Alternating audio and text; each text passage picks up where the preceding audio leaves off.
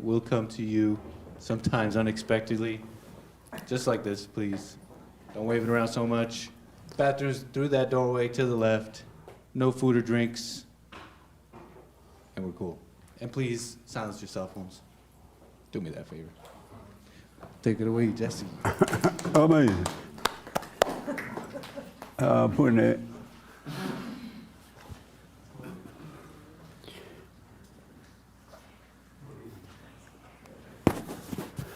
So a lot of people getting married, huh? People still get married. People still get married. Lots of people. Nice.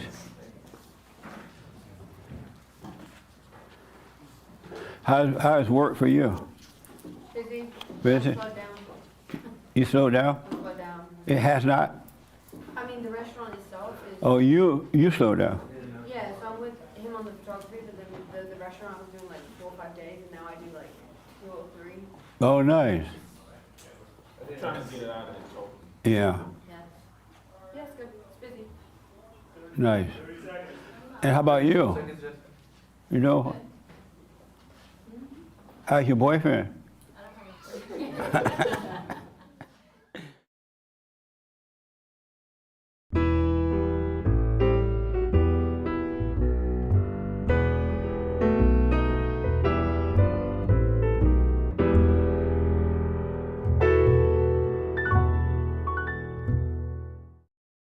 Gonna be white because she's so white light. Oh. Am I on? Oh, good morning. Welcome to church. I'm Jesse Peterson. Thank you for being with me. You can get involved by going to the chat line, and Hate will let me know your questions and comments. All right? Good morning, y'all. Good morning. How's everybody? Wow. Yeah? Any questions? Anybody had a life this week? Anyone learn anything about yourself? Wow, y'all digging deep. No question, huh? Oh, good. Let me take him first and then you. Yes, sir. At least 2 people had a life this week. Yes. I've known this always, but I've learned I'm a hoarder, and I'm quite the hoarder at home, and Oh, yeah? I have to overcome that. Yeah. Right, just like I'm working on it. And Are you doing the prayer? I'm not doing the prayer. I haven't. You're not tired of suffering yet? I actually, I am tired of suffering. No, Actually. you're not. Yeah, If you're tired of suffering, why don't you overcome it? through the prayer. Right. Okay. How many personalities you have? Goodness. I mean, I only have one personality, and it's pretty crazy. I'm like almost like a man-child, almost. Amazing. Okay. And I'm not happy with that. All right, but you are happy with it. You just don't know you're happy with it.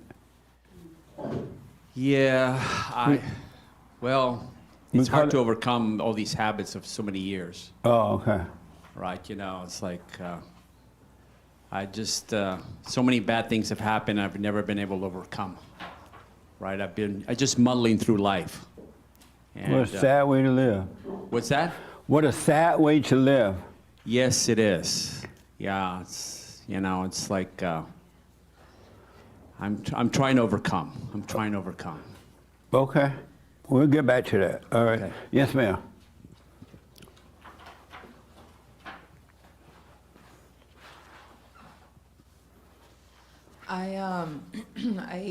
A while ago actually, I've been meaning to share, but I actually went through with acupuncture.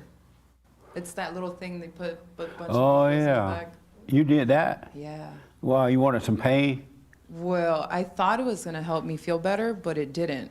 Yeah. So, but I did it because I hate needles, and I Yeah, me too. had to overcome that fear of just the thought of needles, and it helped my husband.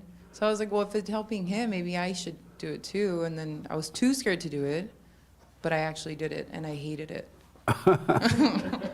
Well, what's the purpose of it? I don't know. I mean, or for him, I know it helps with like his muscles and stuff. So I thought it was gonna help me also, like, just like little aches and pains that I would have. Right. but it did not help. Did you get your money back? No, You do a refund. I should. Yeah. I need to go, not there, maybe I need to go somewhere else, but Does it help you? Yeah, it helped me. In what way? So I work a lot from home, so my computer just like, typing away. So I started getting aches and pains around like my arm area. So it just relieves the tension in the nerves, and then it just helps the blood flow. Oh, yeah? Yeah. That's amazing. Yeah, I've had that done before too, and I didn't like it. Yes, ma'am. And then Hake. So this week, I realized that I needed to stop drinking coffee completely. And it was hell all week. And I had like migraines all week. And I didn't realize like how potent that is and like how much my body was reliant on it. So Yeah, it was amazing. really rough. How many personalities you have? I don't know. Have I you ever don't. thought about that? Not really. I don't think I have more than one, but I mean, You don't think you have more than one? no. Oh, okay. I mean, I could be wrong. I don't know. No, you're wrong. Yeah, okay. Okay, interesting. How many personalities you have?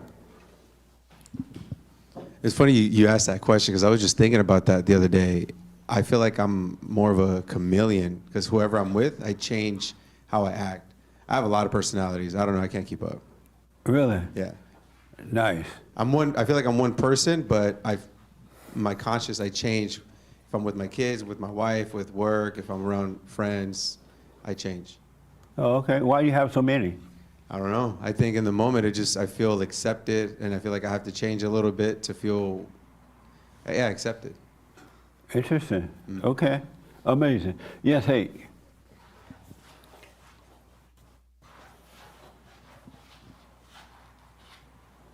I have a question from YouTube. Everything is Fake asks, is anger the root of happiness? Is anger the root of happiness? Yeah. What does that mean? Like, is happiness rooted in anger? There's no happiness in anger. Anger is evil. I think he's asking because, happiness is fake. I think that's why he's asking that. Oh, I don't quite understand the question, but there's no happiness in anger at all. Anger is pure evil, absolute evil. Okay. That's why you have to overcome anger. But you also said that, like, emotions, the ups and downs, are from anger. Right. So, So I he think made that's that. why he's asking. Oh yeah, all that stuff comes from anger. Feel good, feel bad, feel good, feel bad. That's why he's asking that. Oh, okay, yeah. In that case, yeah, but it's not real. It's fake. Okay. Hey, while you're over there, let me talk to Hake. How many personalities you have?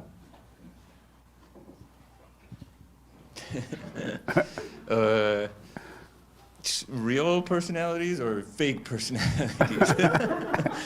I don't know if that I could. You're not asking for a real number, are you? Yeah. I don't know. You have a whole bunch of them too? I think I probably have, because I definitely act differently in different situations and it's not necessarily just because I should act differently, but because of pressure. You know what I mean? And so you have a whole bunch of them to fit the occasion. Right. Oh. But not that it's fitting necessarily, but yeah. Amazing. Yeah. Have you ever thought about all these personalities you have? I have. Sometimes it bugs me. Like sometimes I notice that act differently around different people. Like I'm kind of fake. Right. Yeah. Amazing. What a mess. Yeah. How many personalities you have? Today is about personalities. There are a whole bunch of personalities in different people. How many you have? I don't know. Maybe a few? Maybe a few? Yeah. And why do you say maybe a few? Because I heard Randy and I heard Hake and how like certain scenarios brings out a certain person in you. And I feel like that could be me sometimes. Really, Well, actually, not so much anymore, but since I've been doing the silent prayer, I could say road rage was one of them, and that was a crazy me. Right. But I don't know. I mean, I want to say a few. I don't know how many. But definitely a few. Yeah, for sure. Have you ever thought about why do I have so many Yeah, personalities? I do. I've thought about it, and I'm like, man, I thought I was crazy thinking that. Because I'm like, how can I have so many personalities and feel certain ways, certain situations? Yeah. And I'm like, okay, am I okay? Am I not okay? Like, am I really crazy? Yeah. Absolutely. Okay. The young lady behind you want to respond. How many do you have? Too many. And what are they? I can't really think or name them. I've thought about it before recently. Oh, you have? Actually, yeah. I was What made you think about it? Because I was like, I noticed that people in the church are like all holy, and then they come out of church and they're different. And I was like, I want to surround myself with people who Speak from the chest. I want to surround myself with people who truly want to be closer to God and are not just saying that just to say that. So I did think about it, and I was just like, what can I do? And I was like, I just need to let it be revealed to me because I don't have the answer. Oh, okay. Yeah. Amazing. That's all I thought about. All right. How many do you have in the yellow hat?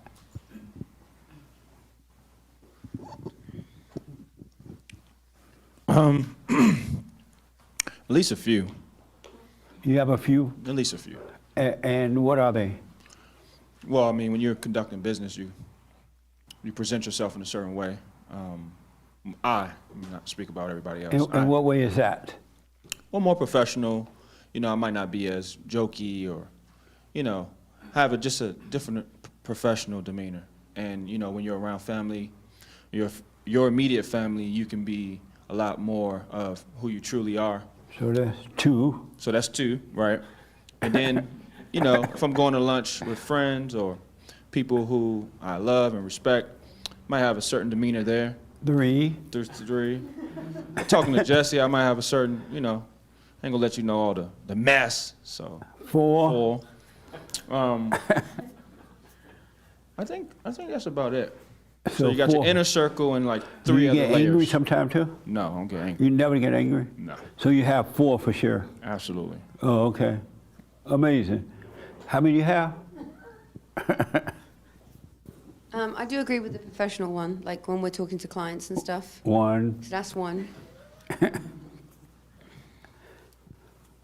I get mad sometimes, Two. so that's two. But other than that, like I feel like I'm pretty like what you see is what you get. Like I don't feel like I switch to different people. Have you ever wondered why do you have two different personalities? I guess I didn't see them as different personalities. I just saw it as like if you're doing business, you're doing business. You can't be all chill and your normal self. You have to, that you're there for a purpose, right? They need something from you, and you're selling them something. So it's an exchange in a sense of services. So it's just business. And so when business ends, what do you do with that personality? Now you're going to go hang out with your family. What do you do with that business personality? Well, like I said, until today, I didn't really consider it a different personality. I just Oh. considered it being professional and then being myself. Oh, I see. So you think of it as you are a professional personality, and then you are a self personality. Yeah. But when you're business, you're not yourself. Well, that's what I'm saying. I didn't see it as two separate personalities. Oh, I just I saw see. it as acting professional because that's what you need to do, right? With clients or couples or whatever your business is. You can't be using certain words. You need to use more professional words or whatever you're doing. Oh, okay. But I didn't see that as two separate personalities. How do you see it right now that we're talking about it? Do you still see it as one? A little bit, yeah, because I don't know. I kind of feel like, if I'm being honest, like I don't feel like I change.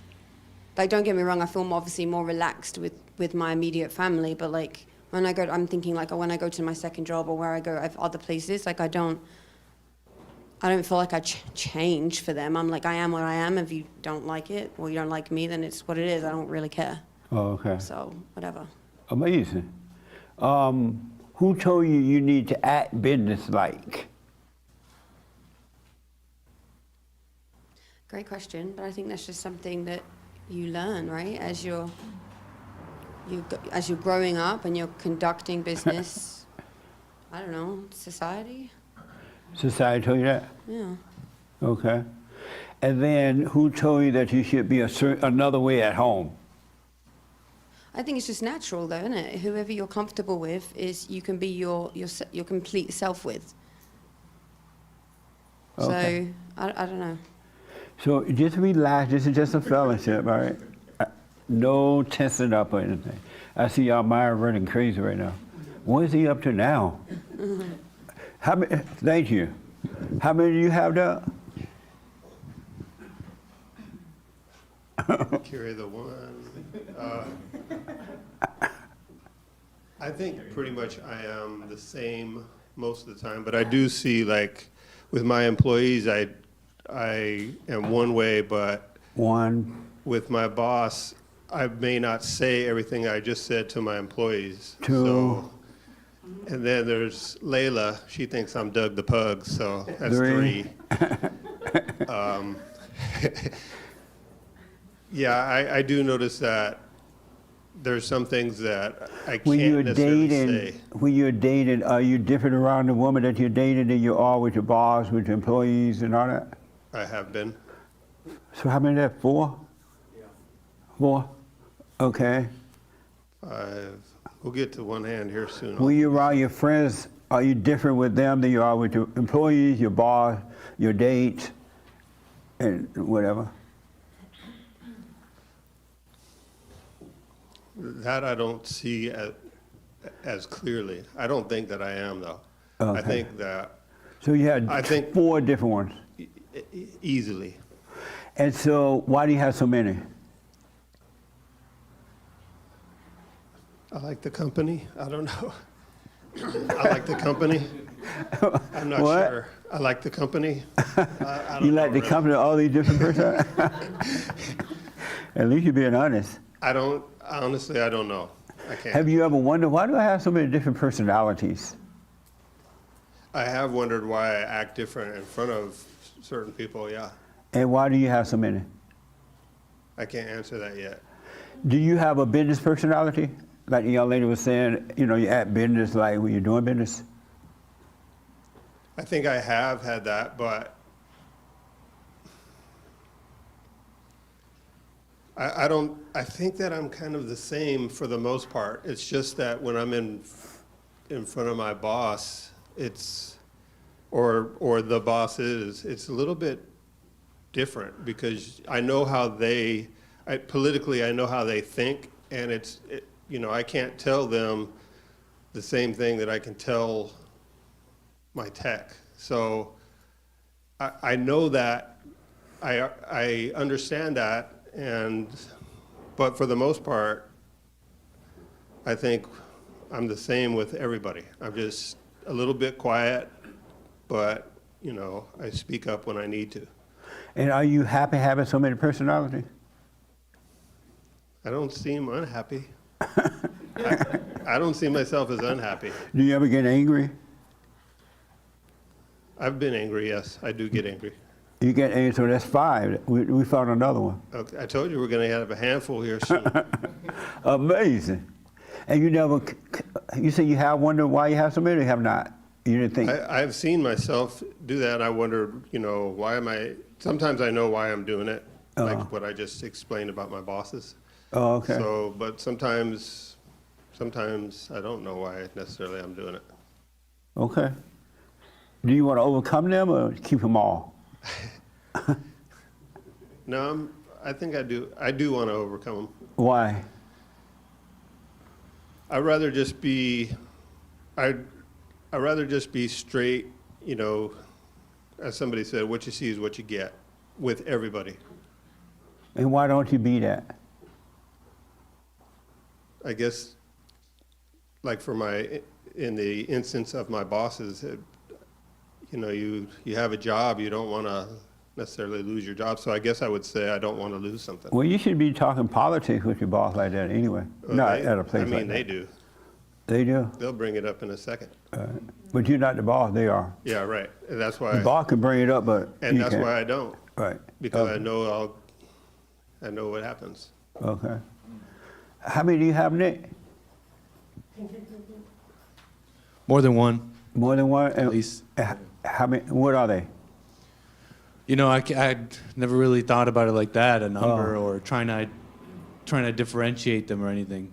I just know that why I do it is I'm trying to cover something up. Oh, okay. That's usually why, and I find it hard sometimes to not, like, I'm just myself a lot of the time, character flaws and all, but if I'm like self-conscious and hyper-aware in like the bad way, I'll try and cover it up when communicating and interacting, and that's really why I do it. Oh, okay.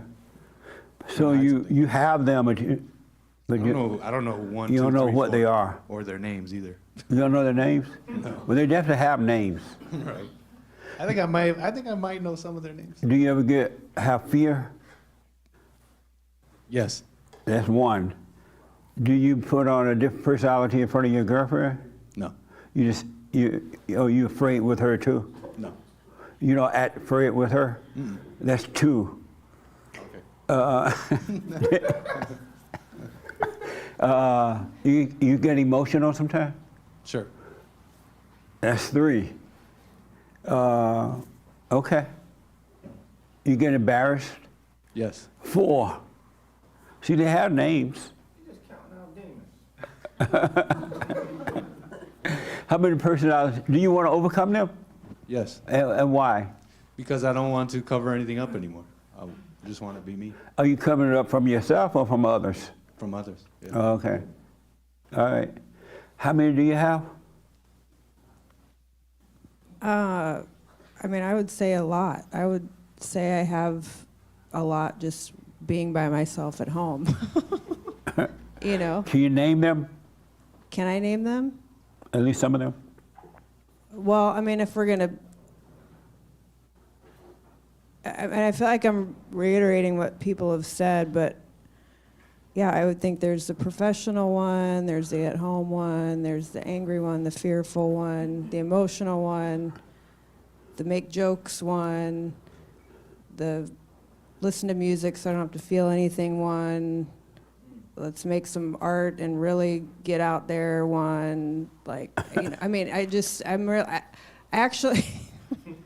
Well, I noticed actually, even before I started coming here, I caught myself at work realizing how it's like a light switch when I talk to certain clients. And I like walked away from somebody recently and was like, wow, I've really trained myself to put on this, for lack of a better way of saying it, like a clown face, you know? Like Yeah. it's like on and then it's off. It's on. I mean, I don't know if I'm really good at it, whatever that means, you know what I mean? It's a very well-oiled machine. Where did you get the idea from to have all those personalities?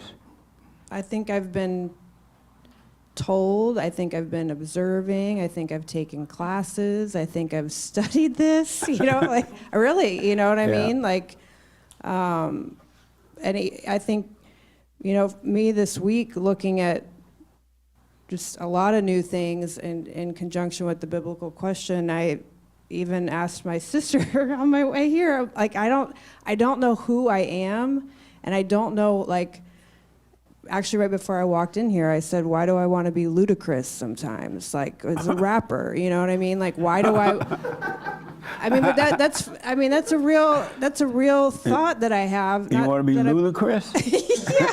Yeah, sometimes I do. You know what I mean? Amazing. Like, it's like I wouldn't say that I hold on to it, Right. for dear life, but that thought comes in my head, and then I'm like, I'm inspired, and this and that, and then next thing you know, like, I think I'm a black dude rapper from Atlanta. You know think what I you're a mean? black dude rapper? Well, I mean, not all the time, but I'm understand. just I saying, totally like, these are understand the personalities that I have. Yeah. There's a lot of rappers in there. Yeah. You know what I mean? This is a really interesting question because I'm really staring down the barrel of, like, I don't know who I am, and it's freaking me out. And do you know where they came from, all those different personalities? The world. Oh yeah, you said you were taught, you took Yeah, I classes mean, but for also them. like, there's nothing around me that's telling me anything truthful on the outside. Yeah. You know what I Yeah. mean? So I think even with the best intentions, I think I've been searching for who I am, and I've been grasping onto worldly things while I'm on my knees or raising my hands or deep in prayer or crying out. Like, I've been all confused, and now I feel like there's this moment of clarity, and it's like the patience with being still with God to see who I am, and I'm freaked out. I'm freaked out. Right on. Really. Amazing. I understand it. How many do you have? Well, I didn't really view personalities as emotions. You're talking about anger and all of these things. I didn't really view them. I didn't really view a personality as being that. What did you review it? What do you view it as? I believe a personality, to me, to my understanding, has been how I engage with others. Meaning what? What I'm being with the people I engage with, whether it's my brothers or my dad or my friends, business. So you just see it as how you present yourself toward others? How I am, who I am with others. And what do you think about all the other personalities you have? Anger, I don't feel- fear. I never thought of anger and fear as a personality. What do you think of it as? Emotions. Emotions? And you don't think emotions is a personality? Not necessarily, no. Well, what is it then? An emotion. Okay. And do you like having those different things going on? What different things? Emotions, being a certain way with one. You are the same way in front of everybody? Honestly, I am, and I'm not saying that's a great thing. Right, It's, no, I it's understand. actually led to issues. It led to issues? Yeah. In what way? Because I don't acclimate to the crowd. What does that mean? I don't. I don't change who I am based on who I'm with. If Oh, okay. I am who I am. When I'm around people where I sense that they're not being who they are, I flee from those situations. I extricate myself. Oh, okay. Because I don't know how to be anything other than who I am. It's interesting that you never thought of the emotions as personalities.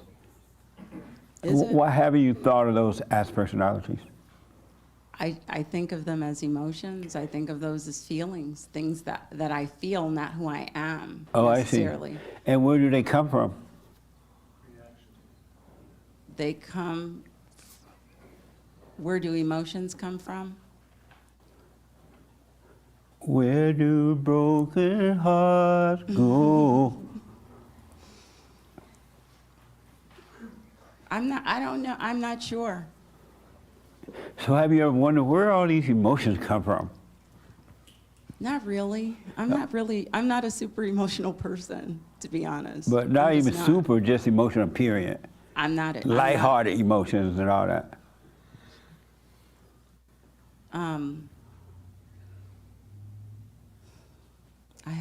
I really, where do they come from? Where do emotions come from? This is why I'm encouraging you to know yourself. You're going to be surprised what you're going to discover. How much you don't know yourself. I bet I'm believing they came from my parents. Your Because parents? my parents are very, they're not emotional. They're just, like people hear me talking to my family on the phone, and I'll get off the phone, and they'll be like, oh, who is that, whatever, and oh, that was my brother. You talk to your brother like that? You sounded like you were talking to, like you're a business partner. So it's very, like my family has always been very formal and just unemotional. So I'm thinking I probably When picked you're this up from home by them. yourself, let's say you're out working, you're doing your thing, you get home at night, it's just you in the room. Are you the same person that's out working, or does something change at home? Like when I'm alone? Yeah. Nobody looking, it's just you. I'm the same as I would be in the public. I'm just So being you all who I am. stiff neck at home too? Stiff neck? You think I'm stiff necked? No, no. When you said the way you treat others, that's that's your personality. So when you're at home by yourself, I guess if I'm stiff, well, yes, if do that's you what relax you at home? this is relaxed for me. That So- is all of that is relaxed. Oh, okay. So even when you have the emotional stuff, you still relax?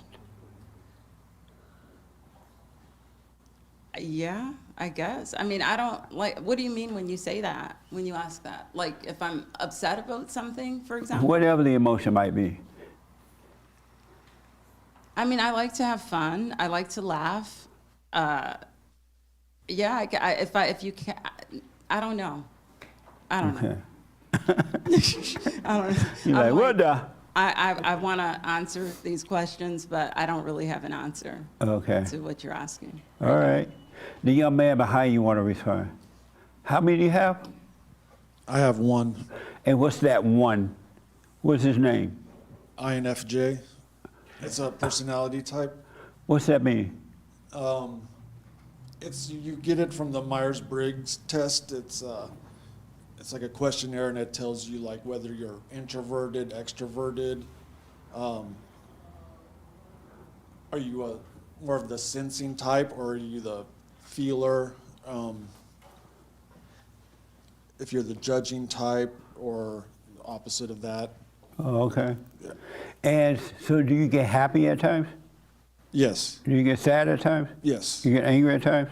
No. That's the INF thing? Do you get lonely at times? No. You never get lonely? No. Even Not when you're by anymore. yourself, no one is around? Not anymore. I've learned to accept the truth. Oh, okay. Amazing. Yep. Anybody else want to tell me how many emotions they have?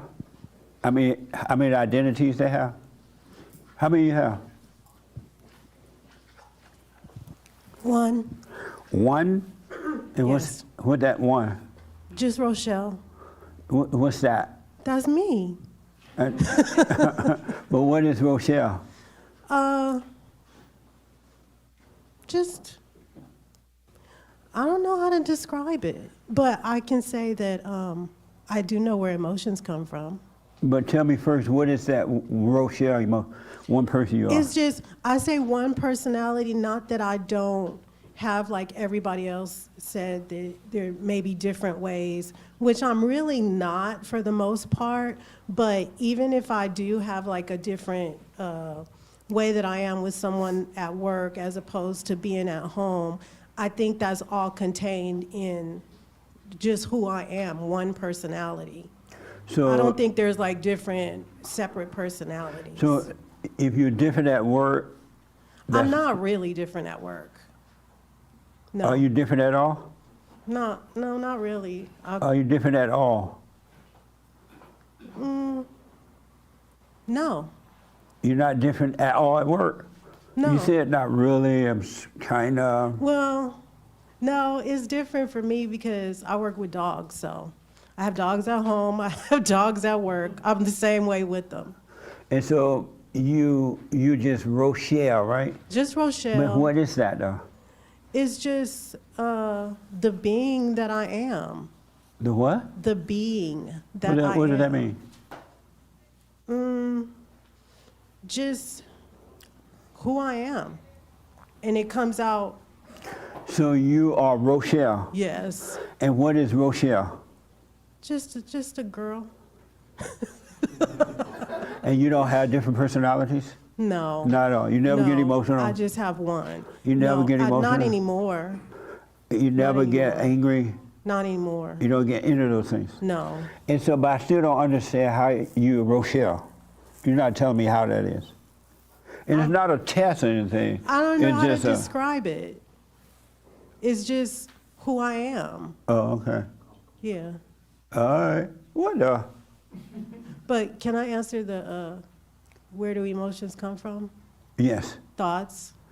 Emotions come from thought? Mhm. Why do you say that? Because if you think about something and it gets you pumped up, then that it causes you to have emotions about it. Oh, okay. Like if somebody says something to you that offends you and you get angry about it, it's because of the thoughts it's the thoughts that are going on in your mind about it. Okay.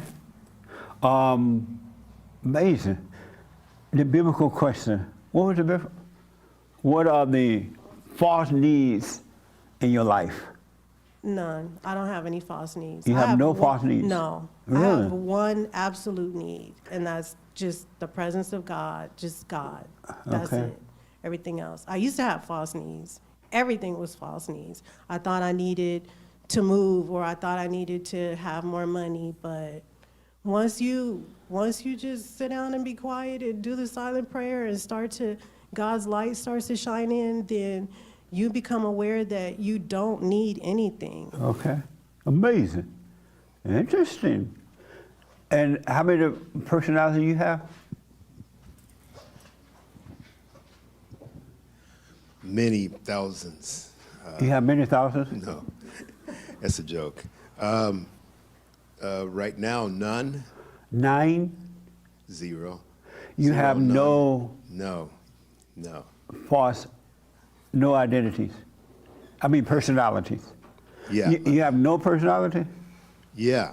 Oh. I kind of. So you never feel anything? So when I feel, then I'm listening to Satan. I'm listening to Satan. Do you ever feel anything? I have. Do you ever feel anything? It's not a contest, y'all. Just read it out. Do I ever feel anything? You know, in the past I have. You know. Do you ever feel anything? No. So you never feel emotional? It's happened before. Yes, I've felt emotion, but today you ask me right now, I don't feel anything. I don't feel. No. anything. Do you ever feel emotions? Do I? Yeah. One personality. Do you ever get angry? No. No. Okay. Do you ever get sad? No, not really. No. No. Do you or don't you? No. It's not a test, so you're not going to get an F. So the reason. Really, I'm not checking off. Yeah. I'm just encouraging you to know yourself. Yeah. So what? And No, the but I'm reason- not. Because there's only one personality. And what's that? You know, of Christ, of God, and if you don't have that personality, then you're going to have the personality of Satan. And what is God's personality? He is of calmness, he is of forgiveness. His character, you know, of the light, like Christ. And how do you know that? Because the example is Christ. He was an example of the Father. But how do you personally know what's God's personality? I don't personally know because I haven't seen him lately, you know. But from what I've read of Christ and Christ's example, you know, his ways, and if you're not living that, then you're going to live the personality of Satan, and you're going to have Which one are you living? Christ. You living the personality of Christ? Yes. You living the personality of Christ? Yes. Okay. Nice. And how you doing it? Just so that we'll know.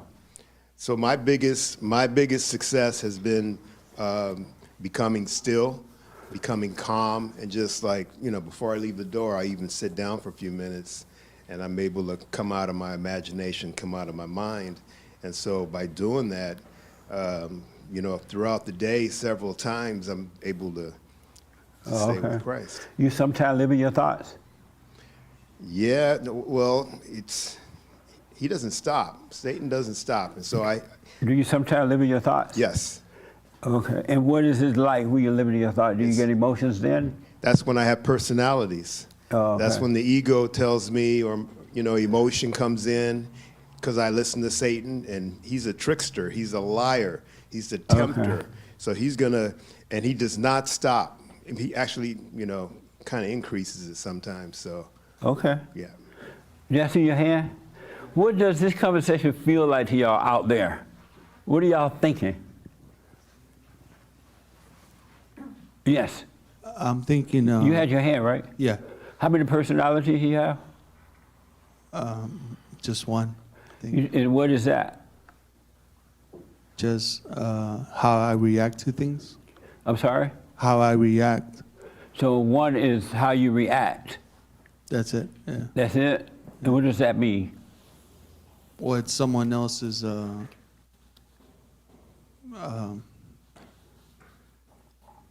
like it's not my own personality. I'm reacting to something else outside of myself. Did you just react to Francisco? Where did Francisco go? Oh, he went away. Did you just react to him? Yeah. In what way? He made me question like the fact if we lack in emotions, is that a personality trait? Oh, okay. Just because you're identifying these emotions to personality, but the fact that you don't feel those, is that a personality too? So it's kind of infinite. Oh, okay. Amazing. Yes, sir. I think I have too many personalities. Can you name them? One church personality, one work personality, one with my neighbor's personality, one on public transit, one if I go to a different church, one with in the coffee room in the front, one with my brothers.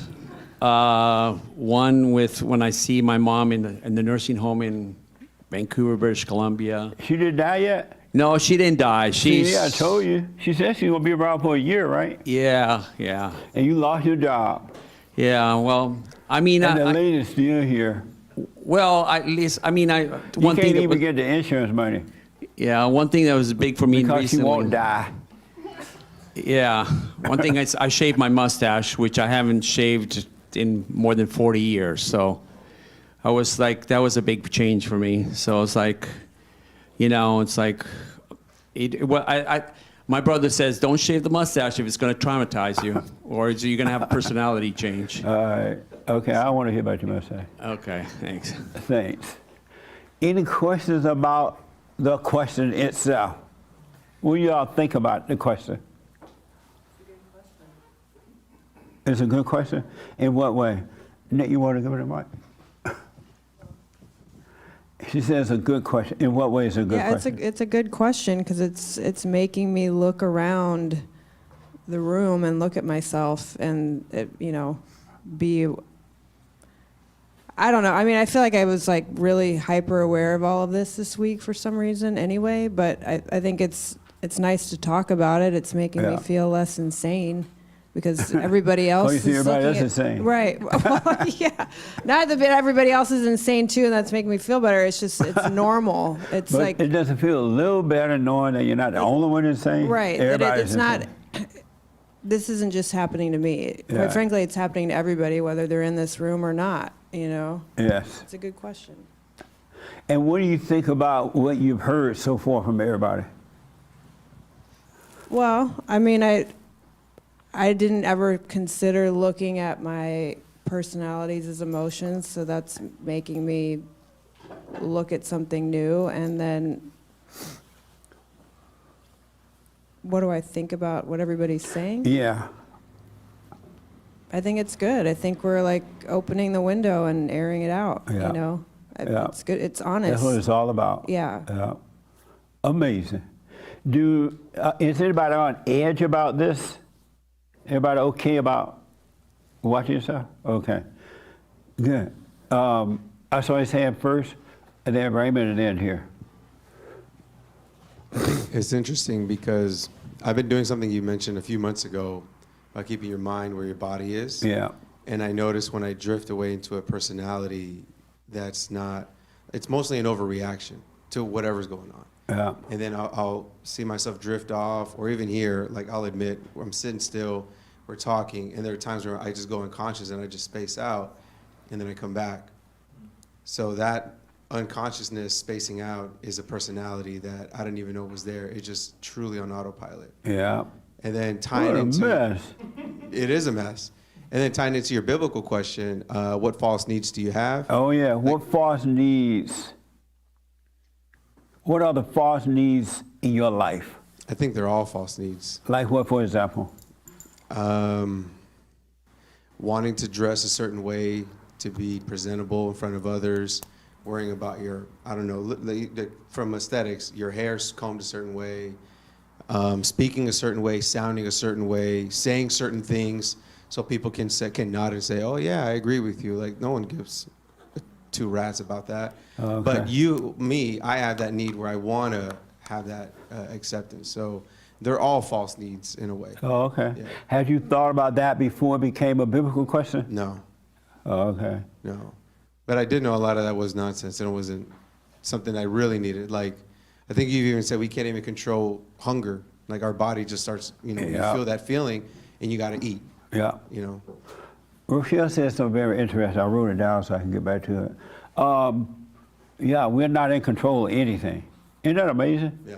What is it like knowing you don't control anything? Were you shocked to find that out? No. Yeah, I was. But I guess it was a moment of peace because at least I know I didn't have control over it. Like it's a way of like, okay, it's a relief instead of like, when I was growing up, I was told if I make a mistake, it's on you. If you're doing things that are against the right way, it's on you. It's always on you. But now that I know I have no control, it's like, oh, wow. I'm almost on autopilot. Nice. Yeah. Amazing. Let me ask your son. Yeah. You been playing your games and stuff? Your football game or whatever? Soccer? Yeah, how's that going? Good. I'm on break right now. Oh, you are? Until April. Oh, I see. Yeah. How many personalities how old are you? 12. How many personalities you have? A lot. A lot? Yeah. Can you name them, some of them? I have. Actually, for one of my teams, one of my soccer teams, like, actually, no, I don't really know. I can't name them. Oh, okay. But you have a lot of different ones. Yeah. Oh, okay. Do you like having different ones? I don't mind it. You don't mind it? No. Yeah. Yeah, you're a teenager, that's why. Once you get old, you're not going to like it.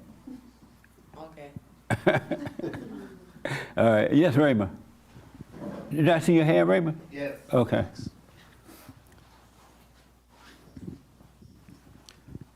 You asked what I thought about the question you put toward us. Oh, yeah. How many personalities you have? I have one. I always believed I had one. And what's that one? An evil personality. And what does that look like? When I see anger within me, and I always have as a challenge for me to deal with it. Oh, okay. Amazing. Interesting. Yes, James. Somebody online? Yeah. Okay. Greenwald says personalities sound demonic, just by the way. But Edward 082516 on Rumble asks, I get angry quite often with my stepkids' boys. How would I overcome getting angry with them? By forgiving. You got to forgive. When it's stepkids? Stepsons. Yeah. You got to let anger go by forgiving and the spirit will be taken away from you. But unless that happens, you're going to be angry. You can't help it. You got to go and forgive your mother, your father, and stop judging yourself. Otherwise, it's not going to work. Amazing. Anybody else? Yes. What was the last week's biblical question? What are the false needs in your life? So my false needs, I realize it. All the things that I desire by my eyes are, eating popcorn, because really the only needs you have are, water, food, heat. You don't really need a fancy sweater. You think you do. The ego thinks it needs everything. So the false need in your life is popcorn and a sweater? Yeah. Put those on the top of the list. And the other thing about personality, that's kind of a new thing. That's not in the Bible. When they used to talk about personalities, like right now, people are crazy. They got 100 personalities. There's only one personality. That is a personality of Satan and of emotion. And you're tricked into thinking that you're dealing and talking to that person, like even myself. You know, when I become emotional, I think it's me, and that me is talking to somebody, but that me that was emotional is really Satan. It's really the devil, and I think it's me talking. I think it's me being angry or emotional, but that's Satan. Okay. So becoming aware and you know, being still, I can see, you know, that's a trick, because he's a tricker, he's a liar, he's a deceiver, and he does not stop in your sleep, in your dreams. He does not stop. Okay. Amazing. Did I see your hand? Okay. Yes. The lady in the white sweater. Hello. Hi. I was going to answer the biblical question if... What are the false needs in your life? For me personally, it would be, I have this need to know, like knowledge. I like to learn. You have a need to know Yeah, and like knowledge. And then the other one, the first one that came to mind this week is that it's to be alone. To be alone? Yeah, I've come to realize it's not good to be alone. It's not good to be alone? No. And why not? And so you have a need to be alone, a false need, but it's not good. I would say that the false need came when someone said to me, once you're okay being alone, you will attract someone into your life. Oh, Like, someone told you that? mm-hmm, yeah. And did that happen? I mean, I've attracted different people into my life, I guess. But you didn't like them? I don't know. So to be alone is a false need? Yeah. Oh, okay. Amazing. And how many personalities do you have? I believe I just have one, but I show, you know, different sides of myself in different situations. You have one, but you show different sides of yourself? Yes. So that one side have different personalities? That one personality, I'm sorry, say that again? You have one, what's the one personality you have? Just me, me. You said general? you? Yeah, just me as a whole. And who are you? I am. How do you describe you?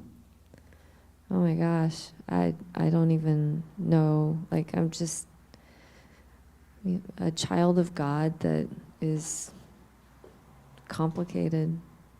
Do you believe that, so you're a child of God? Yeah. You believe God dwells in you? Yes. Do you believe Satan dwells in you? Oof, that's a scary thought.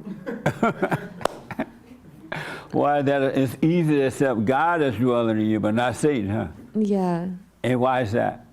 because we were made by God. Oh, okay. Amazing. Yes, sir. I heard you say something on the radio, I think it was this week, that was so interesting to me. I just thought you could maybe expound on it a little bit. So you had a caller that called in, and she was dealing with some sort of like demonic oppression.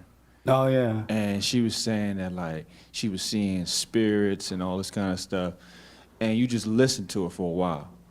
But then she got to the point where she started getting emotional about it, and instead of going there with her and trying to comfort her, her daughter jumped on the phone and you told her, yeah, she love it. And I was just like, wow. And you were able to see clearly through that she actually loved that whole drama that went on with. That's why she was crying. Yeah, that's what it was all. She was loving talking about it, and then she brought some tears in that add to it, and now the world feels sorry for her. That add to it, and she'll hold on to that for dear life. She loved her misery. How are you able to see that that's what it was, and that she didn't need help? She actually loved it. This is why I'm trying to encourage y'all to know yourself, because we're dumb as a doorknob. We're blind, and cannot see, but we don't know that we're blind. We think that we can see and we can't. And until you start to overcome those things yourself, you're not going to understand what's going on with others. It's just not going to work. And so once you truly start to overcome, you'll just see. Yeah. And you'll be like, oh, wow, what the? And what does me, I didn't know I was that blind. I didn't know I was that dumb, because normally I would have felt sorry for her. Right. I would have been in her sadness with her. Yeah. But that's hell. I ain't going into the hell. And you were telling her she didn't want to overcome it. She was trying to make it seem like, oh, she just needs some help with overcoming it, but she didn't want to do that. No, she just needed somebody to talk to get a false support from, to say, there, you're gonna be okay, baby. Just pray. Right. You know, she Get an wanted exorcist that. at your She didn't house. want to be told how to overcome it. Right. Amazing. What a mess, huh? What are the false needs in your life? In my life? Uh-huh. That's fine.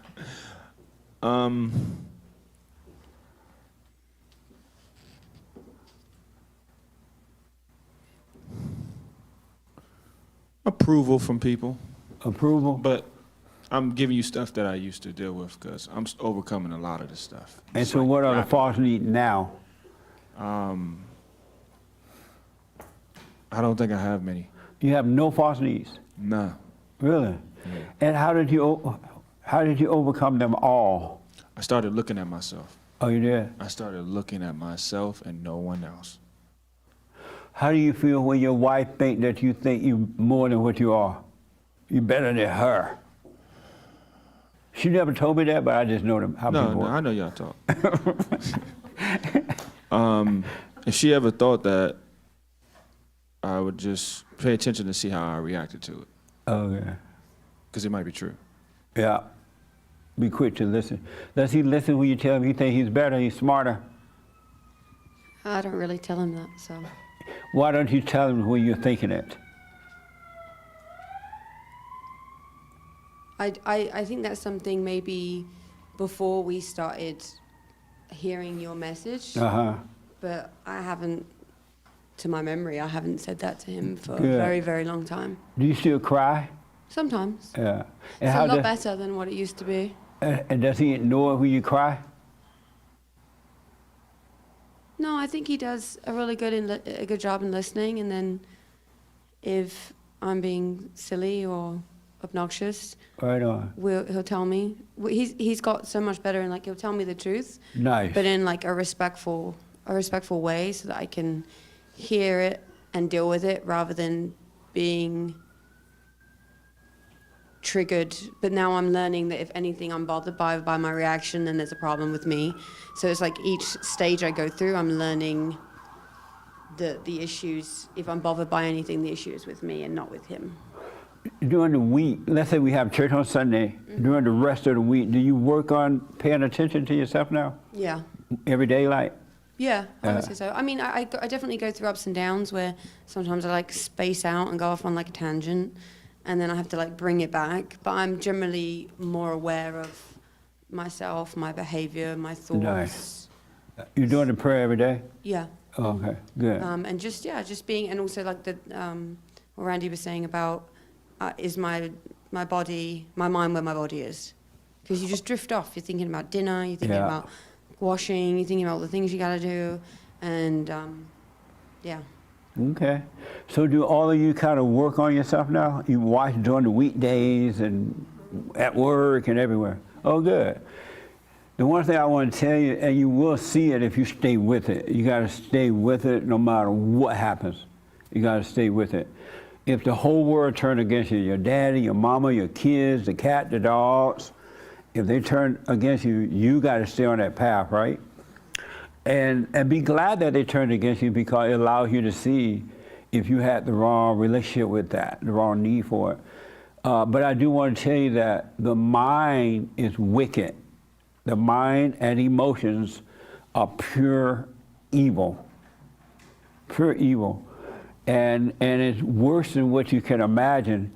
If you stay with it, eventually you're going to even more so start to overcome evil, and you're going to see how nasty and wicked and evil is inside of you. Like the young lady was saying, it's hard to admit, to say, Satan dwell in me, but it's easy to say God dwell in me, right? But Satan dwelled in the body.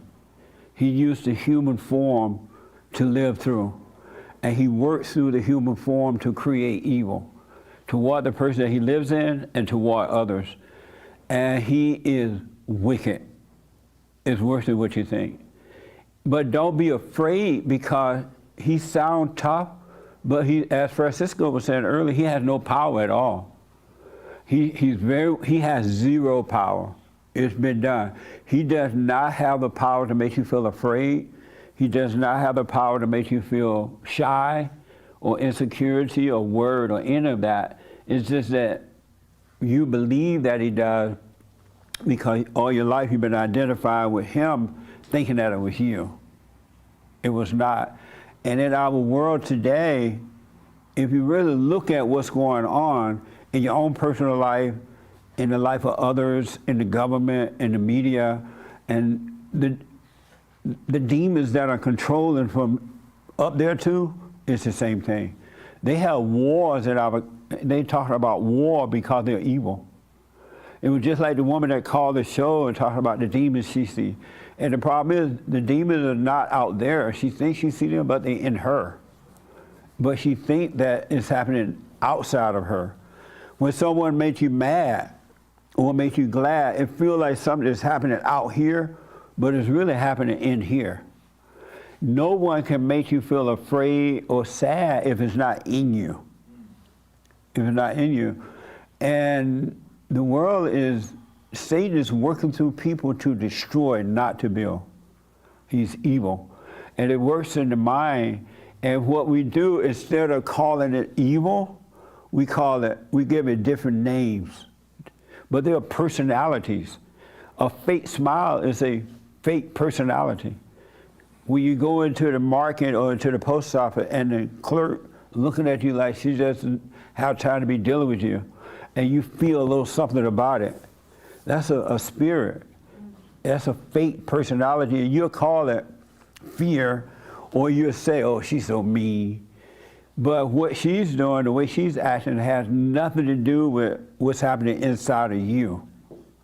Inside of you. It's already there, and outside is just because you overreacted to it, as someone said, you overreacted to it. It's really all inside of you. And if these spirits were not inside of you, nobody out there or nothing can make you feel any kind of way at all. But it's all in you. And instead of calling it wicked, we call it personality. Ain't no such thing as a personality. Because if you had no anger, you were free of the imagination period, there would be no personality. There would be no you at all. There would be nothing. And you would just live in the world and not bothered by the world at all, because inwardly, where the kingdom of heaven dwells, is that you're really free, but the mind is wicked. When you say that, when you said I have a work personality, a business personality, when you said I have an evil personality at work because you put on a fake. That's not who you are, you're faking it. You're pretending to be so business-like. You know what I mean? That's not you. That's a spirit that made a home in you. And yes, we were taught to be that way because we were told, you need to act professional at work. And so we find this spirit and we put on a fake personality at work. Or when we at home, we were told, you need to relax at home. These are just a kid. Take your wig off and just, and just let go. That's a fake personality too. It's all in the imagination. It's not real. When you're feeling sad or lonely, it's evil. It's all evil. It's all evil. When you one way with your kids, and then if your kids should act a certain way, all of a sudden now you switch. That's evil personality. And and I'm saying this because the world has covered up evil by giving it names like personality, happiness, sadness, depression, fear, and worry, when it's really, if you could just see it as evil, because that's what it is, then you won't cover up the devil, And the light which allows you to see that is evil will destroy the darkness. But if you give it a name, you're going to protect the darkness because you are giving it a name and you have identified with it, and God can't do anything about it because you think it's you. The devil have done a number on us by giving us names to cover up evil. You're none of those things at all. And it's all thoughts, except for practical one, but all thoughts and feelings are evil. The fake laughter, the one, ladies, when a guy tell you I love you, oh, I love you. What he really said, I hate you. I just need you for a false need right now. But I really don't love you at all. He's lying to you. And guys, when a woman tell you, oh, I love you, you're so fine. Well, she said, oh, I hate you. And I need you to fulfill this need that I have. Make me feel safe. Make me feel emotional. Make me feel loved. Make me feel like I'm a good wife. Whenever you hear a woman say, I'm a good wife, she's telling she's evil. I'm an evil wife. Because if you're a good wife, you never have to say it. How do you know you're a good wife? You're really just being yourself with no identity. You have zero identity. And that's why you must die from the false identities. And when you die from that, everything else disappears, and then you will appear, and then none of those things are there at all. You're just a living being without even thinking that you're living, that you're a living being. You know Rochelle, you know nothing. Now, I know we use names because we live in a physical body, so we use it as a form of communication, but it's not who you are at all. There's no you. As someone said, you're created in the image of God, but you have no clue what that is like right now because you're listening to the devil. And if you could practice more and more being aware of those thoughts and emotions, and even when you, like the young lady was saying, sometimes you're going to get identified with it. It's going to be like a rough week. And the rough week is identify with the feelings. But it's really not rough. It's the devil wanting to deceive you to make you think that it's you so you can fight with him. Stop fighting. It's a waste of time to fight with the devil inside. Like when you feeling this, the pain of thoughts and emotions, don't be like, oh, I just feel so bad. I can't believe this. Just move on and give the devil no fight at all. And the light will fight on your behalf. He really will. There's not to get mad about being mad is supporting the devil. You're giving it life. And if someone in a marriage situation, friendship, whatever, if someone don't act the way you think they should act and you feel something about it, that's inside of you. In all honesty, nothing is happening on the outside to you. It's all happening within. But the devil makes you think it's happening out there, and you'll look out there to try to deal with it or overcome it. It's not out there, it's in you. And that's why we must die from the ego. And the way that you're going to die from the ego, the heart must be changed to love so the light of God can work through it to kill the darkness. Satan is just in the mind and is in the body. He's not in us. He's not in you at all. And you've never done anything wrong, as I said. You never be guilty. Christ did it. But you got to let all these personalities go. They're evil spirits. Isn't that amazing? There's no such thing as personality. They're evil spirits.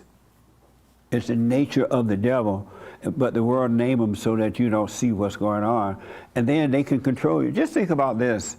And then I'll take the young lady with the white on. Let's think about this. Just think about this. We're fighting over race. Black and white people fighting over race. Does that make any sense? Who got us doing this? Who convinced us that one is better than the other one or the other one can hold the other one down? Who convinced us of that? And now they're sitting back while we are there making a fool of ourselves, can never resolve a problem, but they're making buku money and getting all the glory for it. The people with the money and the fake power, they're using that to keep the money and the fake power. And they use their money to control you because they use the media, and the media are happy to do it too. But because you don't see what's going on, you're overreacting to it. You believe it to be true. They say that you can't say white lives matter. Who told you that you can't say white lives matter? And then if you say it, somebody will get mad and they're going to want to fight you for saying white lives. What kind of sense? That's not logical. Look like the individual would think, oh, who told me that I can't say or that white lives don't matter or black lives don't matter? Then it's spirits. The same spirit that operates in you is operating in the ones that are high up, and they are passing it down to you and controlling you. And because you have not overcome the nature of the devil, it happens. They can tell you that the economy is bad and we going to war. Well, first of all, they can tell you, we are not going to war.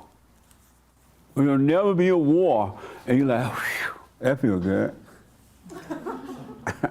Knowing that we're not going to war. And then they'll decide, for more money and power, they'll decide, we're going to have a little war here. So we're going to war. And now you're scared again. And while you're in your fear, they're telling you why they're going to war. We got to go for this reason. We got to go for that reason. And then they got you. And you would agree to a war. And then the ones that are going to get killed when we have the war will be you, because you ain't got no balcony to go under. These people up here, they're protected from all that already. But down here, you're fighting and agreeing, and you know. This is why you should never take sides with anyone or any issue. It's enough to hear it and see it, but don't take sides, because you don't know all the inner details that's going on. But once you overcome the mind and emotion, the ego, you will know. They won't be able to trick you. You can see that they're just lying to you. And you won't be afraid. But the ego got to die. You got to let go of all the personalities that the business person, because once you're one with the Father, once all that evil stuff passed, you're going to treat everybody in every situation the same anyway, and it's going to be perfect love. If you get a job or you have a job, you're just going to naturally do the right thing. You sign the contract, okay, you give me $1,000, this is what I'll give you, and you'll be yourself, you'll be one. These different personalities, you're split.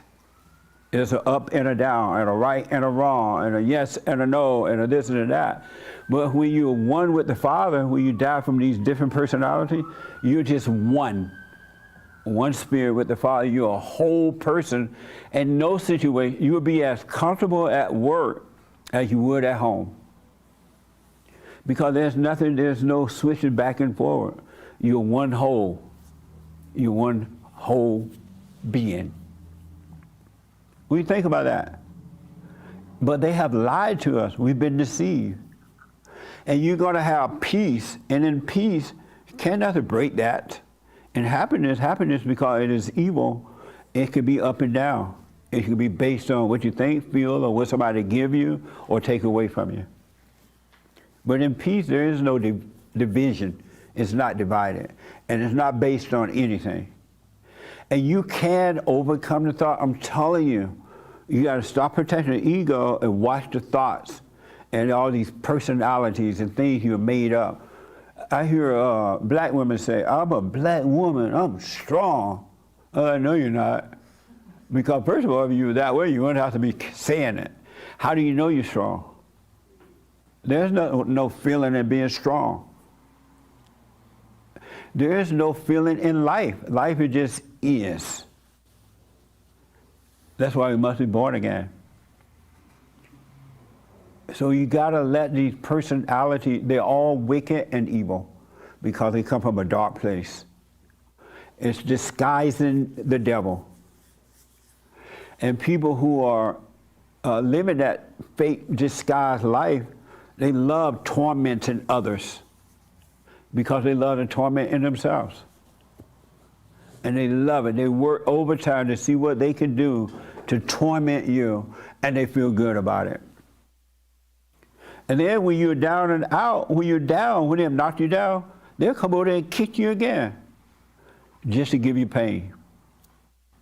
It's like in a relationship, when the man and the woman, when they get together, they all lovey-dovey. Oh, I love you, you love me, yeah, kissy, kissy. And then in a week, they can't stand one another. And then they get into an argument, they say some of the worst thing possible to one another to try to kick you. And then once you're down, they'll kick you more. That's evil, but they love you. Isn't here? We've been deceived. We really have. But thank God for Christ. He came, he done it. And everything that you're dying from, he took it on. And he died from it. And he rose. And you will too if you stay with it. And it will be rough, you're right. It get rough sometimes. So when you first learn this, you start trying and the ego thing doesn't want to die. And it just feels like it's you. It just feels like you want to cry. It just feels like, Lord, have mercy. I need a drink. But it's not you. Take it anyway. Take it. Sit in that silence and take it. Because the last thing the devil likes is silence. Why do you think he created the computers? To keep all the kids in here all day walking up and down the street. Little computer addicts. To distract them. It was the same thing when they invented TV. We were to live in the TV. It's a distraction. And so the parents got to moderate the way your kids, because they can get addicted to that. I see adults doing the same thing. They live in I see people taking their cell phone to the bathroom. I'm like, what are you going to be doing in the bathroom on the cell phone? Don't you need some downtime? But it's all in here. And Satan is doing that. And so when the people try to hurt you, because people are wicked, the heart is wicked. That's why he said salvation of the heart. He changed the heart from hate to love. Then he'll destroy the wickedness of the body, the mind and the body. But you got to be aware of what's going on and see how you've been deceived. We've been deceived with words. And that's why we're made to feel good with words, or we can feel bad with words. Because we've identified with words. Okay, I saw some hands. Let me go here. Who else did I see? Here, okay. Okay, go ahead. I have a question, and maybe I'm just overcomplicating it. When I hear that the heart and the mind are wicked, like what about when we have like loving or good thoughts? Does that, like, is it ever good or is it always wicked? Like, I'm just confused why the focus is on the wicked part. There is no such thing as a good thought. There are practical thoughts, like he was talking about his business where he does weddings and things. He's going to sit around, he's going to figure out how we're going to really make these pictures beautiful. We want the customer to be happy. But once that's done, he's not going to live by that. It's just a tool, right? Other than practical thoughts, there's no such thing as a good thought. It doesn't exist. So how do I know my mind is wicked then? Like, How do you know your mind is wicked? Yeah. Pay attention to it. Watch it. Watch it and you will see. And it's beyond what I'm telling y'all. And every human being walking this earth going through the same thing. He said all who are born into this. But you got to return to the Father where the light is. But watch those thoughts. That's why I would tell you, if you take your eyes off others and keep them on you, you're going to clearly see what's going on in others. And that's your protection from evil. But you got to overcome the evil in you. And anytime you overreact to anything, or anytime you name call or you're jealous, really you're talking about yourself. What you accuse others of is what's happening inside of you. But you say, this person this and that person that, right? You really say, this is going on inside of me, But because you don't want to accept it and see it, you blame others. Because if it wasn't in you, there would be no thought or feeling about it in someone else. It wouldn't bother you because it would be in them and not in you. But you would see it in them, but you would know that it's not them. They can't help it. But everything you complain about is about yourself. You don't love me. And what the person said, I don't love you. You know what I'm saying? And now you got to give them love, which is fate. And now you're evil. Two devils fighting. But there's no such thing as a true thought. All thoughts are wicked. Wicked, worse than what you can even imagine. But you will see as you're dying from them, and the devil gonna scream. I want you to know he's gonna give you a fit because he is dying and he doesn't want to. And he know now that you heard that these thoughts are evil and not yours. He know that. He hear us talking right now, right? He don't like that because light is being shined. And you're getting a clue of what's going on. And a little bit of clue is going to wake you up a little bit, and you're going to start paying attention. So pay attention to thoughts and feelings. And I think Rochelle, somebody was saying, every thought has a feeling. And none of them are yours. They've never been yours. I totally agree with you. I mean, I definitely have thoughts that I embarrassed about, I'm ashamed of. Yeah, I do struggle with this because, then I have other thoughts where I'm like, oh, that's, Say what now? I have other thoughts that I'm not ashamed of or embarrassed of. I guess I would just say that they're good thoughts, but if all thoughts are lies. No, it's a setup. All thought, I'm telling you without a doubt, because God doesn't give, when he give you a clear mind, you're going to be able to see and do the right thing and be right. Life is about being right. You need a new nature. Life is not about a change of mind, it's a change of nature. We must be born of the nature of God. Because right now we have the nature of the devil, and that's why we do wrong, because we have the wrong nature. We have an evil nature. Why do you think people try to hurt one another? They're not trying to help you. Their nature is wrong. We need to be born of the nature of God. And then born of that nature, you're going to naturally do the right thing. It would be like doing wrong. But there will be no wrong in you, so you will never do wrong again. Because the devil will depart from you eventually. Because you're not going to, as someone said, don't overreact. Stop overreaction. Take it. Take the insult. Take the name calling. Take the degrading. Take the embarrassment. Take the disrespect of your personality or your title. Take it. It's all ego. It's all a lie. So watch those thoughts. Pay attention. Just watch them. And just know, where did that come from? I never would have thought of something like that. So where am I getting this feel-good thought for? Now I feel good. A few minutes ago, I was feeling bad. Now I got a thought where I'm feeling good. If you question it, where did that come from? But you got to work on yourself. And I didn't know how they have covered up the devil by giving him different names and different personality. Oh, I'm being mean today. That's just my personality. I'm being nice today. That's who I am. That's my personality. That's not who you are at all. That is evil. I'm going to go feed the hunger today. That's evil. Because now you got to hide from it. And you going to tell somebody you went and fed the hunger. What you do today? Oh, child, I went and fed the hunger. I saw a bum on the streets, and I gave him $1 bill. And the bum took advantage of you.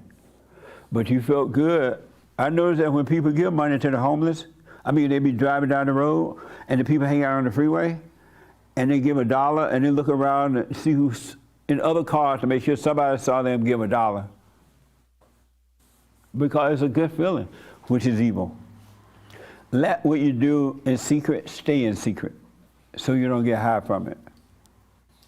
This is some serious stuff, but it's so much fun working on yourself if you stay with it. It doesn't feel like fun at times, but eventually it will. But you gotta stay with it. You gotta let the ego die, and insults and embarrassments and degrading and whatever kills the ego if you don't fight for it, if you don't protect it. All thoughts are all lies, and all personalities are wicked. And there's a perfect personality, but it has no name. It just is. And one last, and then I saw so many hands, I want to get to them all. There is no you. Because the idea that there's a you is a thought. And then now you're going to build a fake you. And somebody can come along and tear that idea down real fast. They can insult you as a Rochelle or John or Jim. Jim, you're no good. Who do you think you are? Now you want to die. But we have life. We could take life. We could choose life now. Really can. You do not have to live in this hell. I noticed that because of these fake personality, something can happen with, let's say you guys are friends. She go and rob a bank. And then in 30 years, you never knew she robbed banks. Even though she invited you over, she have a fine home up on the hill, right next to a Black Lives Matter woman. And you've been knowing her for 30 years. And then you find out one day she robbed banks. And you're like, what? She never robbed your bank. She always treated you well. You learned a lot from her. But if other people overreact to her robbing the bank, you'll react to it. I ain't talking to her no more. She robbed a bank. But what did she do to you? She didn't do nothing, but she robbed a bank. I don't want nobody to think I'm hanging around with a bank robber. That's a fake person, a false personality. Because if she robbed a bank, it has nothing to do with you. And if the whole world found out she robbed a bank, how did it affect you? She was always your friend, or your sister, or your cousin. You know, but people react to other people's situations. Does that make sense? Yeah. Think about that. It doesn't make sense. Your husband would never cheat, but let's say you find out your husband was cheating. But you're on the right path. You overcome it, and you found out he cheated, right? You're not going to get mad. Oh, I can't believe he cheated on me. I'm going to go out and tell the world. I'm going to get rid of this guy. It wouldn't bother you at all because you weren't trying to get anything from him anyway. You didn't. So what? So what? Ooh, I hit a home run here. So what now? If I'm correct in saying you said I wouldn't be bothered. Is that what you Right. said? If you were not trying to get a sense of identity from him, if you were not trying to get love from him, if you didn't need him for anything within, if you found out he was cheating, first of all, you would understand that it wasn't him, but that thing drive, he looking for something, right? That he was empty. That doesn't mean you stay with him, or you might be able to forgive him and stay with him. But you will have a clear understanding and will not judge him and not be affected by it. Yeah, I understand that, but I think that definitely affects your relationship, your marriage, the home that you've created for your children as well, because. Not if you're not getting identity from it, it wouldn't move it. But then hang on a minute here. If he rolled out like most people, if he rolled out like some people do, then if I decided that that's not acceptable, or we knew that that's not acceptable, and I was like, well, I'm not tolerating that behavior. That's what you've done is wrong. Even though I'm not like angry and emotional about it. I love this. Then I'd be like, okay, then that's it. Like we're done, right? But then two people are not now living in the same home, which then affects how my children are being raised. Amazing. Because now their parent who stepped out is not in the house. Let's say that she called you up for coffee and said that to you. What would you say? you guys are good friends, and she's like, he cheated. He even had his hat on when he cheated. And now it's affecting the family. We have one person in the home now, and I'm affected by it. What would you say? I mean, I know the new year, whatever. What would you say? Well, the old me would have. I have a certain relationship with that whole thing that's always been different from the masses. I don't think that that's grounds for leaving a marriage. I think that that can be worked through. No, see there? Would you be affected by it if you found out your husband cheated? I've actually thought about this because I had a situation which obviously I'm not going to go into that now. All right, of course, and don't. However, Never put your personal business out there. yes, I learned that at a very early They used to age. teach us that in the old school, but people putting their personal business out there now, the men, and Nick did a show about it because the men were suffering from putting their personal business out there. Go ahead. I think that there's grace in that. I mean, I've honestly thought long and hard about this, and I don't really think it's a big deal, to be honest. I think that, I think that it happens. I think it happens, and I'm not saying I'm giving my husband a license to go out and we have this open marriage. Right. I'm not saying that That's by any right. means, I but understand I'm that. saying I just have a certain security. He does his thing, I do my thing, and if that's his choice, then that's his choice. And I'm gonna have to deal with that if and when the time would come, but here and now and thinking through it and having thought through this type of scenario, I would work it out. Right on. What would you do? Well, not what would you, but what do you think about her, what she said? That it's going to affect the family if he does that, because now you have one person in the home instead of the husband and the wife, and it's going to upset the kids in a way, and blah, blah, blah. What do you think about all that?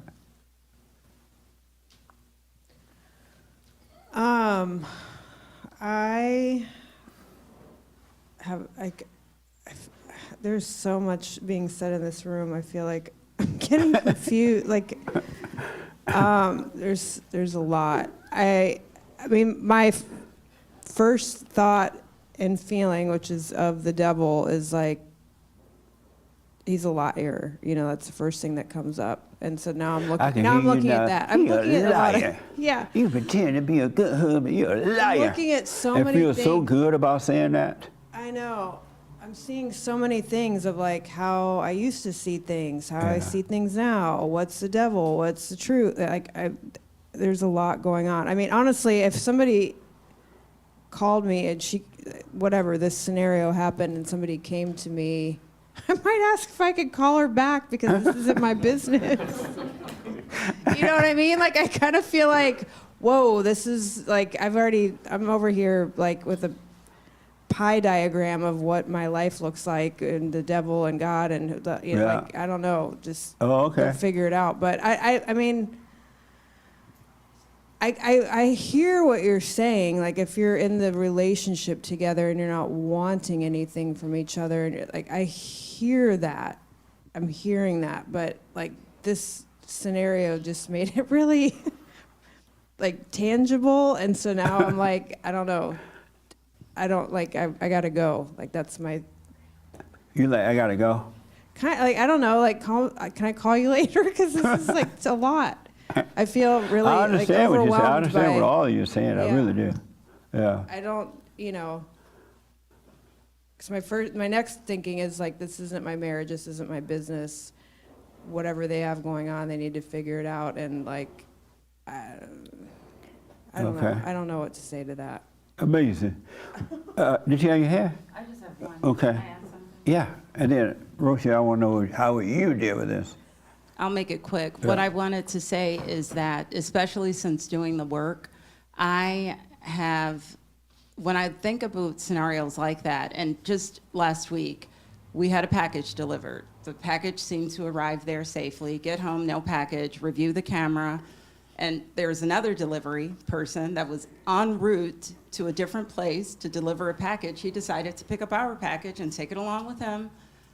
I was so incensed for a moment, but then I seriously stopped and I was like, nope. What is it that you've done, Danielle, in the past that would be equivalent to what this guy did? Let it go. Do what needs to be done. Report it to the authorities. It's just a package. Report it to the, yeah. And just like that, it was done and gone. I did what I needed to do, and I thought about you because you always say practical thoughts are fine. Just do what you need to do and then be done with it. I'll get a replacement package. There's no need to expend all of that emotion. That's it's right. the very similar feeling that I feel towards this whole cheating thing. I know it is not a popular opinion, what I expressed earlier.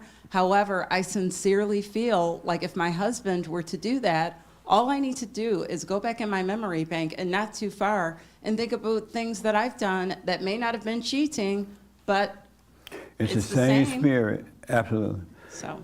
Yes, ma'am.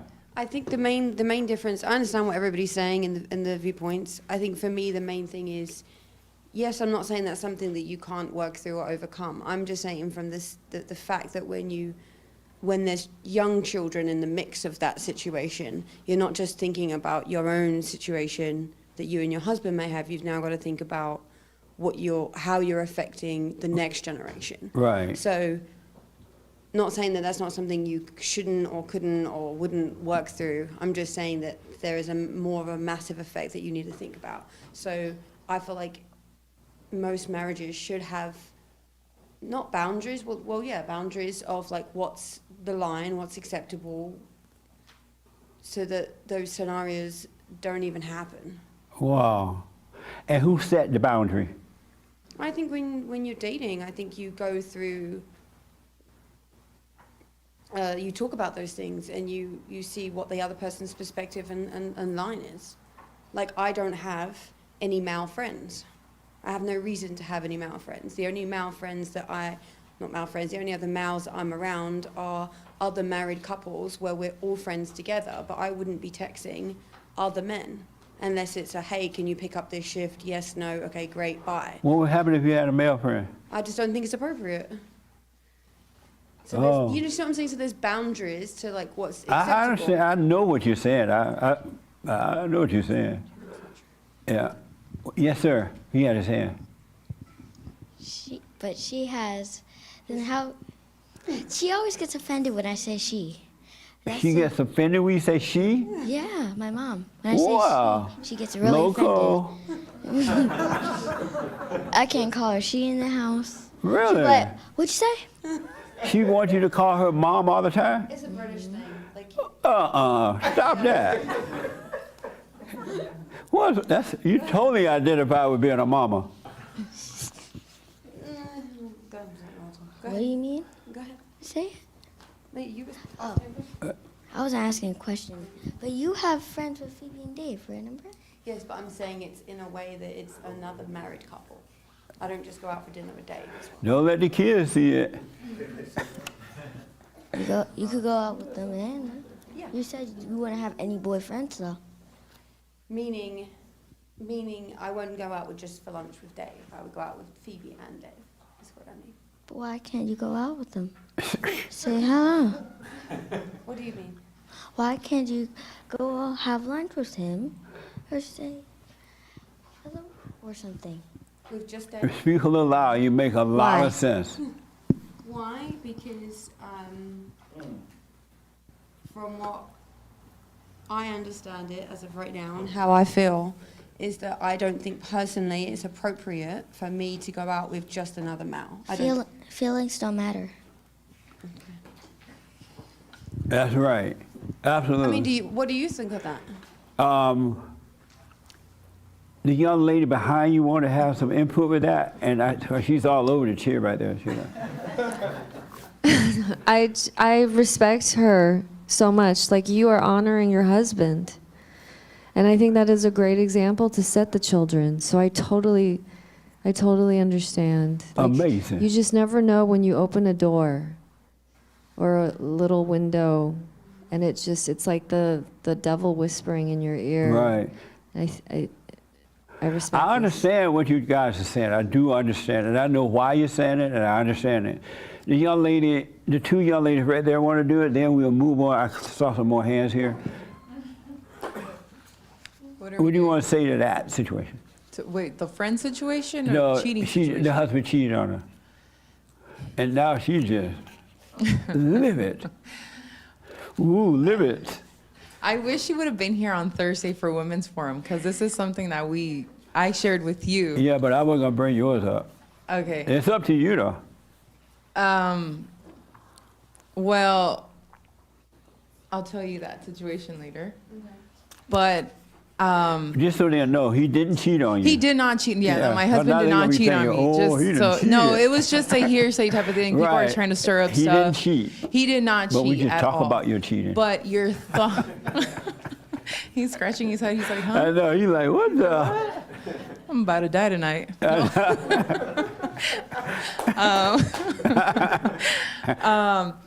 No, I mean, people stir the pot, you know, and Yeah. people talk and love to talk, and they love to see. 'Cause they're just, evil. Yeah, there's so much evil out there, you know, and honestly, being in that situation where obviously he did not cheat, but just the thoughts starting to play, it is crazy.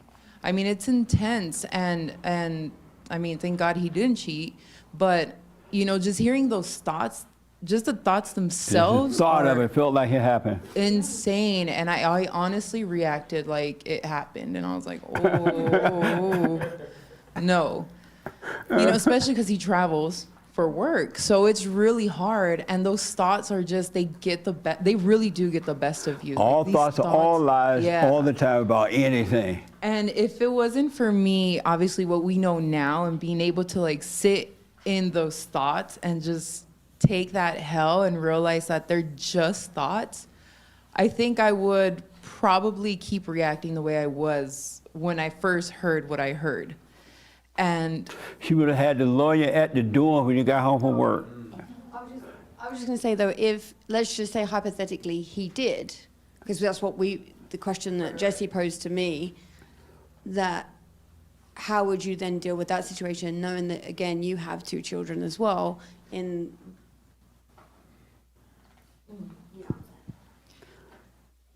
I think it all ties back down to the biblical question, where what are your false needs, right? So I had to sit in my hell, literally, and whether he did or he didn't, right? We're gonna put it out there just like that. I had to sit in my own hell and realize, like, you know what? He's not just fulfilling me. You know, I am myself, and I have to learn how to just be me without him having to complete me. Kids being in the mix. Back in the good old days, my grandparents went through a similar situation. They never threw their laundry out. So I was just being nosy. As a kid, I was being nosy. So I know that they went through a situation. I was maybe like his age, 12. But because I was being nosy, I got to hear, and no one else knew about what happened. Yeah. And they stayed married up until my grandpa passed, which was January. So I don't know. I guess I can't, you know, say that but honestly, I think I would probably work through it, because we have children. Who knows? I mean, you know, God, we don't have control over anything, you know? So I don't know. I think once you're in that situation, for me, it was that thing that was said, and I was able to sit in my own hell and realize, like, hold on, he's not what's keeping me happy or fulfilled or whatever. So I had to learn how to find me and just sit in my own junk and take it and realize, like, okay, I can be me without him. Yes, I'm married. Yes, we have children, but I'm still me, you know? But lastly, do you think, though, that what I was saying before about having certain boundaries in your relationship just kind of just cut out the potential of mess? By Having setting the certain boundaries. Oh, I you both understand. know what the boundaries are, Yeah. what's acceptable, what's not acceptable. It just cuts out the potential for unnecessary things to be happening Okay. that shouldn't be appropriate. Okay. 100% I do agree, because I feel like you do need to set boundaries. It's like when you start doing any kind of drug, that's a gateway to another drug or to something else or to something else. So yeah, I feel like there are obviously boundaries that we do have to set within each other, and maybe I don't know, I think you just kind of know. I think it's just it falls into place. I feel like when you kind of have to sit and say it, it's more like you're forced to do something, and that kind of pushes those boundaries to be like, oh, well, if you think I'm not going to do it, I'm going to do it. Okay. I got to move forward a little bit from this. Yes, sir. Real fast.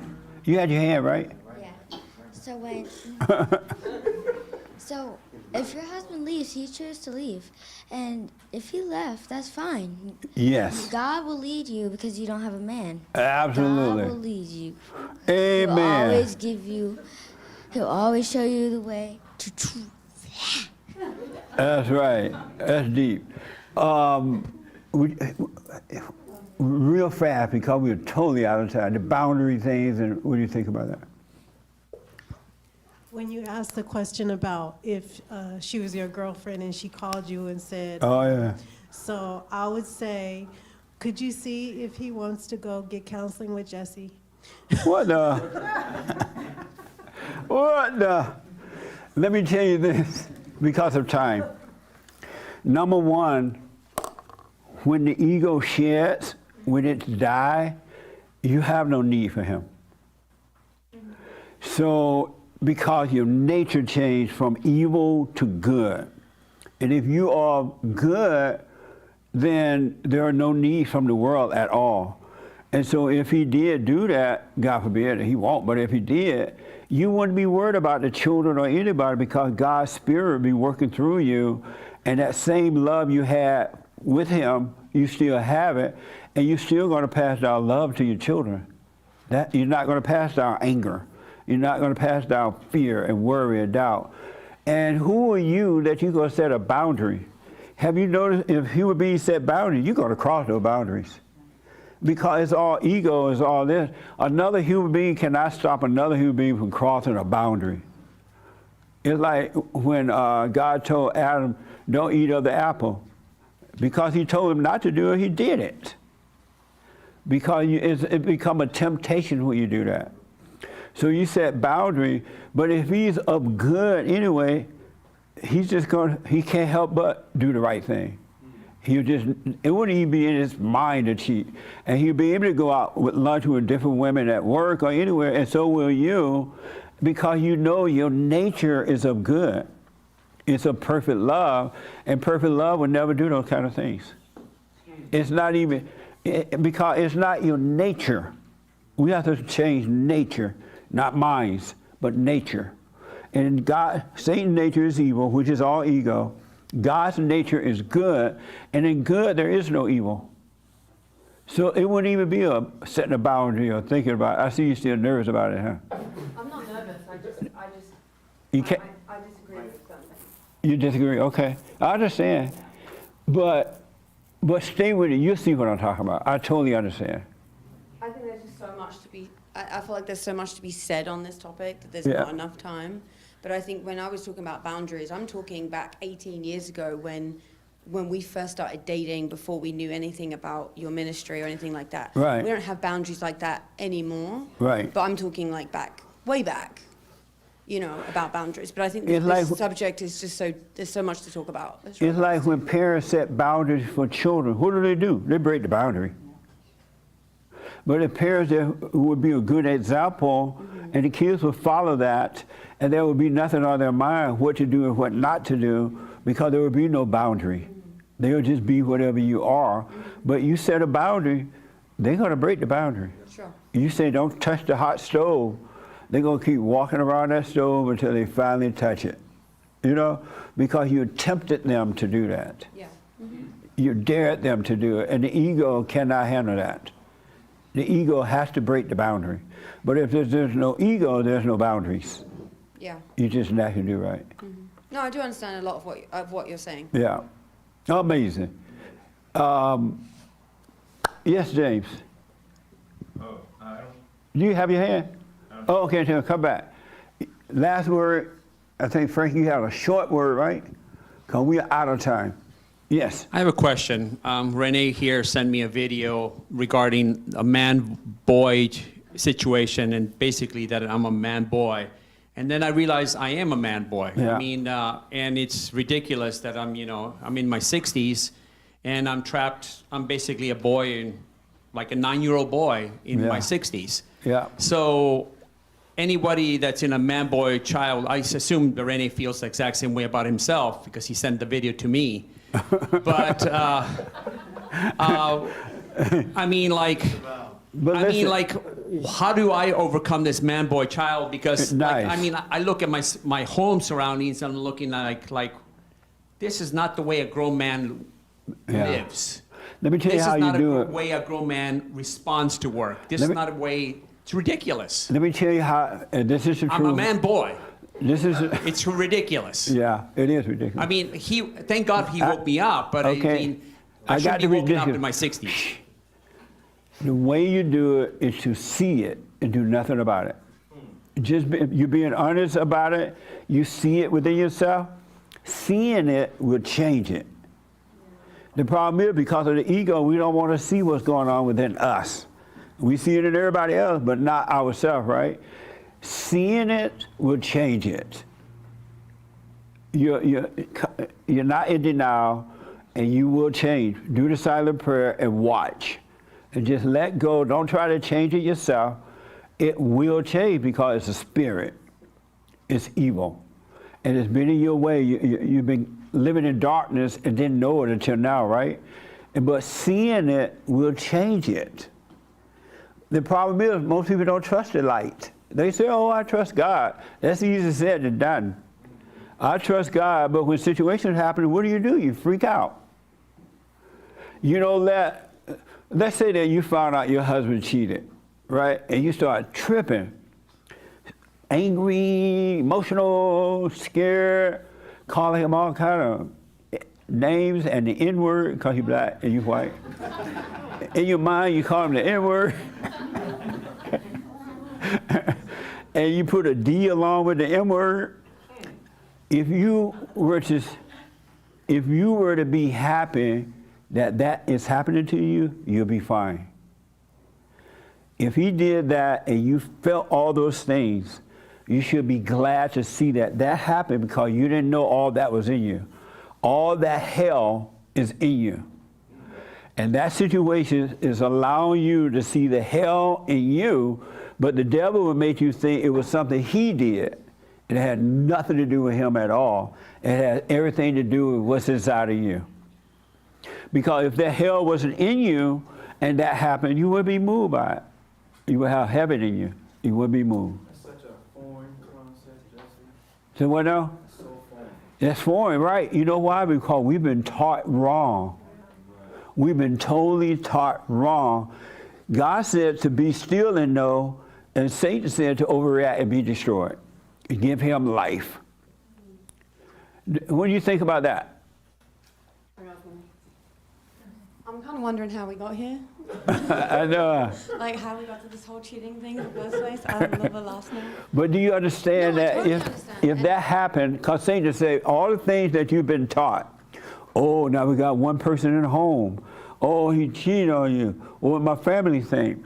What my world think? What I'm going to do? And I can't believe we set boundary. He broke the boundary. I mean, He to be honest, I didn't really think about it, and I was like, if it did happen, then I would sit in it and feel the pain. Yeah, and sit in it. Go from there and see what happens. Because the world human beings cannot make other human beings feel other than what's in you. And whatever is happening in you is happening in you. It's not happening out there. It's inside of you. But you make the mistake of looking out there and blaming the situation rather than looking at why am I afraid? Why am I tripping? What's wrong with me? I'm glad to see this. Sure, but then... It won't feel good, but you'll be glad to see it and overcome it. But then the other end of that is, I think we had a brief conversation about this a while back about consequences, right? There are consequences, in my opinion, to behaviors and actions that you choose to decide to do. But the consequences are not in your hand. The consequences are between the person and God. Sure, but then I still have the choice to make whether, one, am I going to work through it, or two, am I done? Right? You I would still never have a choice to make if you work with you. The choice will be made for you. It will happen naturally. because we are not in control of anything. We know nothing.